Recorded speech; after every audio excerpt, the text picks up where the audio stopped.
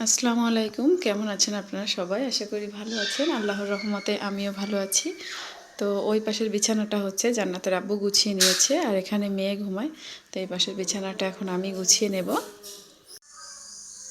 বিছানাটা গুছিয়ে নিয়েছি, আর এই যে দুই পাশ দিয়ে জানালা খুলে দিয়েছি। এখনও ভালো করে রোদ ওঠেনি, আর ওই যে আমার মাতব্বারের কাজ শুরু হয়ে গিয়েছে। বিছানা গুছিয়ে চলে আসলাম সকালের নাস্তা রেডি করার জন্য। তো আজকে সকালে আমরা খাবো নুডলস। এই যে কাঁচামরিচ পেঁয়াজ কেটে নিয়েছি, আর এপাশে মটরশুঁটি আছে, আর চিংড়ি মাছ দিয়ে আজকে নুডলস সব কিছু ভেজে নিয়ে দিয়ে দিচ্ছি পানি।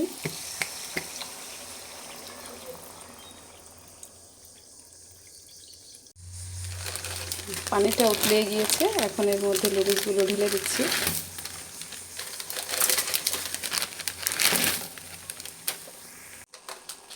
এই যে নুডলসের পানিগুলো শুকিয়ে গিয়েছে, এখন যে 3 প্যাকেট মশলা রেখে দিয়েছিলাম সেগুলো এখন দিয়ে দেব। রান্না শেষ করে এই যে আমাদের সেই প্লেটে ঢেলে নিয়েছি, এখন আমরা সবাই মিলে খাবো। নাস্তা করা শেষ করে নিলাম, আর আব্বু দেখেন পুকুর থেকে আজকে আবার মাছ ধরেছে। তো এখন এগুলো কেটে পরিষ্কার করে নেব। মাছগুলো সব কেটে এই যে পুকুর থেকে ধুয়ে নিয়ে চলে এসেছি। এখন হচ্ছে পানি আনতে যাব, আমাদের খাওয়ার পানি ফুরিয়ে গিয়েছে।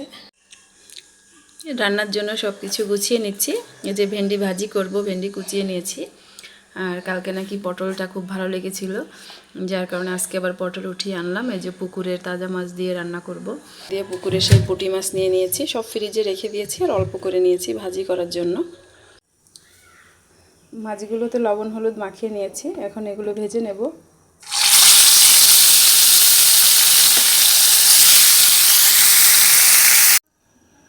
মাছগুলো ভেজে এই যে নামিয়ে নিয়েছি, এখন এই তেলেই আবার পুঁটি মাছগুলো ভেজে নেব।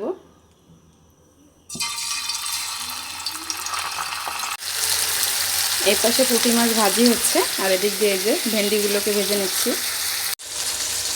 পুঁটি মাছ খানিকটা ভেজে নামিয়ে নিয়েছি, আর এখন এগুলো ভাজা হচ্ছে। আর এদিক দিয়ে ভেন্ডি নামিয়ে নিয়ে আমি পটলগুলো কষিয়ে নিচ্ছি।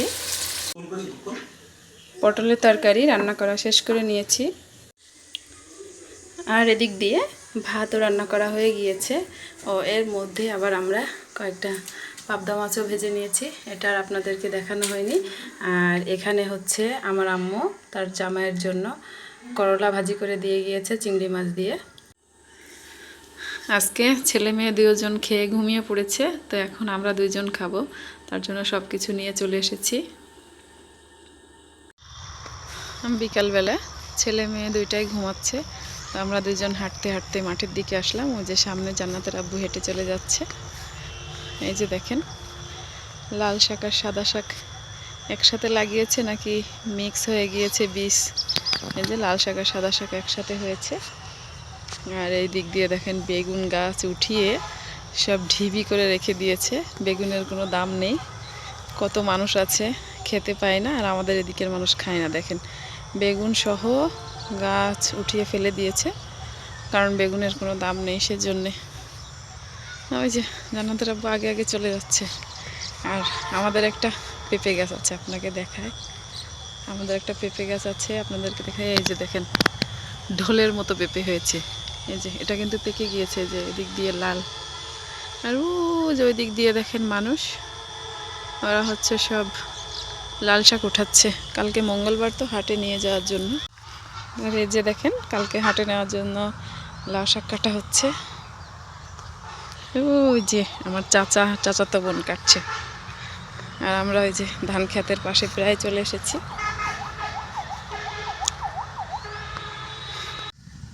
এই যে দেখেন জান্নাতের আব্বু যে কাঁথা শাক দেখিয়েছিল, সেগুলো কি পরিমাণ দেখেন, কারণ আমাদের এদিকের মানুষ চেনেও না, খায়ও না এগুলো। আমরা প্রায় ধানের কাছে চলে এসেছি। অনেক সুন্দর হয়েছে ধান। ধান তো এখনো হয়নি, ধানের গাছ। ওই যে দেখেন সূর্য কেমন দেখা যাচ্ছে। তো আজকের মতো ভিডিওটা এই পর্যন্তই। সবাই ভালো থাকবেন। আল্লাহ হাফেজ।